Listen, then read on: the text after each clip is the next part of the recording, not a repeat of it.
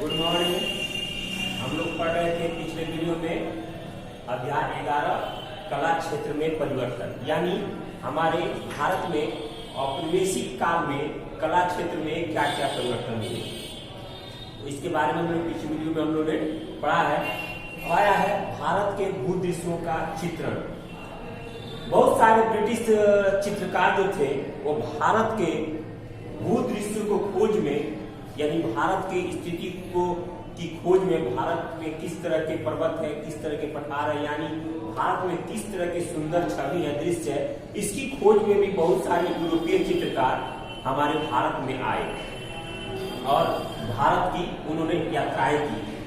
ये चित्रकार एक ऐसा देश साबित करने के लिए वो लोग यहाँ की सांस्कृतिक विविधता को दिखाना चाहते थे, यानी इस देश को एक छवि को साबित करने के लिए वो ये दिखाना चाहते थे अपने चित्रकारी के माध्यम से, अपने चित्र के माध्यम से कि इस देश में छवि कितनी बढ़िया है, किस तरह की है। और उन्होंने ब्रिटेन में जीते गए क्षेत्रों की कुछ मोहक तस्वीरें भी दिखाई हैं। आप अपने किताब में उन तस्वीरों को देख सकते हैं, किताब में छपी हुई है। आप जब किताब साथ में लेके बैठिएगा तो आपको उसमें छवि दिखाई देगी। एक छवि है उसमें जिसमें आपको खंडहर और टूटे फूटे जगहों को दिखाया गया है, इमारतों को दिखाया गया है, खंडहर दिखाई दे रहे हैं। दूसरी तरफ एक ऐसा दिखाई है जो घर या जो शहर गर्भ में जा रहा है, यानी वो टूटने के कगार पर है, खंडहर होने के कगार पर है, उस चीज को दर्शाया गया है। यानी देखा जाए तो परंपरागत जीवन और ब्रिटिश सरकार में जीवन, ये भारतीय जीवन को अंतर दिखाने का प्रयास किया गया है। यानी इन दोनों चित्रों के माध्यम से अगर हम समझे तो ये समझ में आता है कि एक चित्र में भारत में अंग्रेजों से पहले का चित्र दिखाया गया है और दूसरे में अंग्रेज के आने के बाद का चित्र दिखाया गया है, उसके आने के बाद यहाँ की कैसी स्थिति थी। यानी इसमें दिखाया गया है कि भारत में अंग्रेजों के आने से यहाँ पर पतन होना यहाँ से शुरू हो गया है, इस चीज को यहाँ पर दिखाया गया है। इसमें दो चित्रकार थे, डेनियल बंधु, जो अपने चित्र और एल्बम से ब्रिटेन के लोगों को काफी पसंद होते थे। यानी डेनियल बंधु दो भाई थे। डेनियल वो अपने चित्रकारी के माध्यम से, अपने चित्र के माध्यम से वो ब्रिटेन में काफी मशहूर थे और इनके चित्र को ब्रिटेन के लोग काफी खरीदते थे, काफी पसंद करते थे। और क्योंकि वे भारत में ब्रिटिश राज्य को जानना चाहते थे और इसीलिए उन्होंने भारत में आकर यहाँ के रूप चित्रण का उन्होंने चित्र बनाना शुरू किया था। अब है रूप चित्रण, यानी भारतीय को चित्र के माध्यम से एक किसी का रूप दिखाना। ये कला भी भारत में यूरोपीय कंट्री से आई, यूरोपीय जो हमारे अंग्रेज थे उनके साथ आई।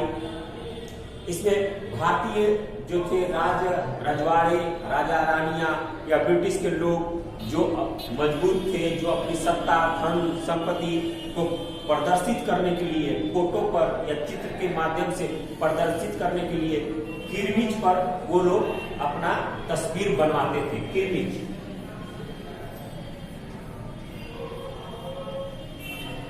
किरमिच एक तरह का सामान पेपर होता था जिस पर उन्होंने इस तरह की फिगर बनवाई थी अपने राजवाड़े और अपने शाही खानदान को दिखाने के लिए। इसमें भी आपके किताब पर दो चित्र दिए गए हैं। अगर आप किताब आपके पास हो तो आप देख सकते हैं दो चित्र, पेज नंबर 168 पे।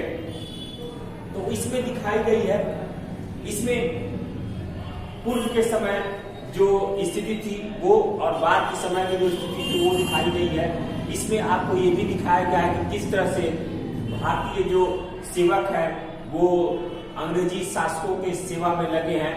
नौकरशाही को भी दिखाया गया है, यानी जब चित्र में आप देखिएगा तो चित्र में जो नौकर के रूप में है उसको धुंधली तरीके से चित्र दिखाया गया है और जो रजवाड़े हैं, जो खानदानी रजवाड़े हैं, जो सूट बूट में अंग्रेजी अधिकारी हैं जो बैठे हैं, उनको एक गहरे और चमकीले पेंट में तरह से उन लोगों को दिखाया गया है, उन लोगों की स्थिति को दर्शाया गया है।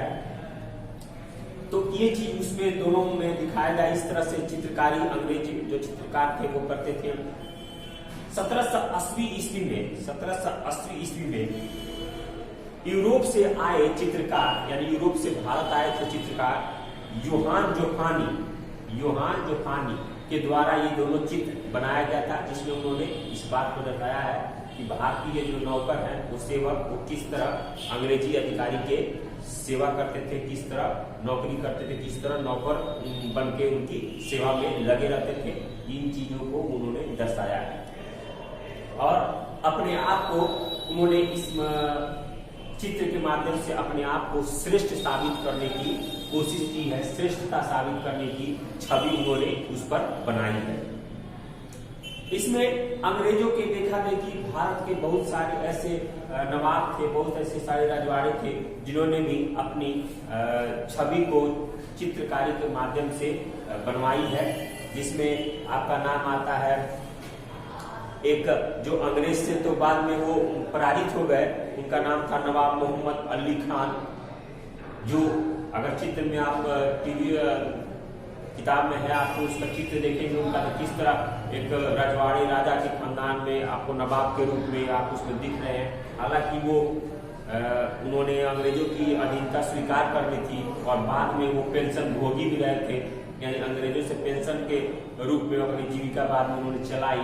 वो मानते थे कि हम अंग्रेजों के अंडर में रहकर अपनी भारतीय परंपरा को, भारतीय संस्कार को हम अपनाएंगे, लेकिन वैसा हुआ नहीं। तो इस तरह की बातें चित्रकारी के माध्यम से उकेरी गई थी। उसके बाद बहुत सारे ऐसे हैं औपनिवेशिक चित्रकला की एक अन्य शैली इतिहास की चित्रकला भी थी, यानी औपनिवेशिक काल में अंग्रेजों के शासन काल में एक अलग प्रकार की और भी चित्रकारी होती थी जो इतिहास की चित्रकला थी, यानी उसमें पहले की जो भी लड़ाइयाँ हुई थी या पहले की जो भी घटनाएं हुई थी उसको चित्रकारी के माध्यम से दिखाया जाता था, चित्रकारी के माध्यम से बताया जाता था किस तरह की स्थिति उसमें रही। उसमें एक चित्र आपको भी दिखाया गया है कि प्लासी के युद्ध में सिराजुद्दौला को पराजित कर मीर जाफर को कैसे बंगाल का नवाब बनाया गया था। सिराजुद्दौला को पराजित कर मीर जाफर को वहां का नवाब बनाया गया था और मीर जाफर और उनके सैनिकों द्वारा प्लासी की लड़ाई में, मीर जाफर और उनके सैनिकों द्वारा प्लासी की लड़ाई में लॉर्ड क्लाइव की आगवानी करते हुए दिखाया गया। यानी उसमें ये दिखाया गया कि जब मीर जाफर का सहायता अंग्रेजों ने की थी और सिराजुद्दौला को हराकर मीर जाफर को वहां नवाब बनाया गया था, तो किस तरह लॉर्ड क्लाइव वो आगवानी कर रहे हैं, किस तरह वो मीर जाफर के साथ खड़े हैं और किस तरह उनको दे रहे हैं, ये भी चित्र में सब दिखाया गया है। तो इस तरह के चित्र अंग्रेज बनवाकर विश्व में दिखाना चाहते थे, लोगों को दिखाना चाहते थे कि किस तरह हमारे यहाँ हम शासन करते हैं। वो हमेशा इस बात को चित्र के माध्यम से लोगों के सामने पेश करना चाहते थे। एक और चित्र में श्रीरंगपट्टनम में उस प्रसिद्ध लड़ाई को दिखाया गया है। एक और चित्र है जिसमें आप देखिएगा श्रीरंगपट्टनम में उस महान लड़ाई को दिखाया गया जिसमें मैसूर के शासक टीपू सुल्तान बुरी तरह पराजय हुई थी उनकी। उस चित्र को भी उस एक चित्र में दिखाया गया है। इसमें अंग्रेज सैनिक टीपू सुल्तान का कत्लेआम कर रही है और टीपू सुल्तान किले पर ब्रिटिश झंडे को फहरा रही है। तो इस तरह टीपू सुल्तान के किले पर ब्रिटिश झंडा अपना फहरा रही है और किस तरह टीपू सुल्तान को काटा जा रहा है, मारा जा रहा है, ये चीज भी आपको चित्रकारी के माध्यम से दिखाया गया था। यानी अंग्रेज उस इतिहास को भी चित्र के माध्यम से दिखा रहे थे, समझा रहे थे। तो ये था आप लोगों का टॉपिक बाय टॉपिक, आप लोगों का चित्रकला के माध्यम से। इसमें और भी बहुत सारे टॉपिक हैं जो हम अगले वीडियो में आप लोग पढ़ेंगे। हालांकि अच्छा टॉपिक है ये, आप लोग किताब का सहारा लीजिए। जब तक किताब नहीं देंगे तो आपको चित्र नहीं समझ में आएगा। चित्रकारी इस पर किताब में छापा गया है, चित्रकारी को देखिएगा तो आपको ज्यादा और भी समझ में आएगा और पढ़िएगा तो। अगला टॉपिक आप लोग जरूर पढ़ के आइएगा। अगले टॉपिक में हम लोग मिलेंगे अगले वीडियो में। धन्यवाद।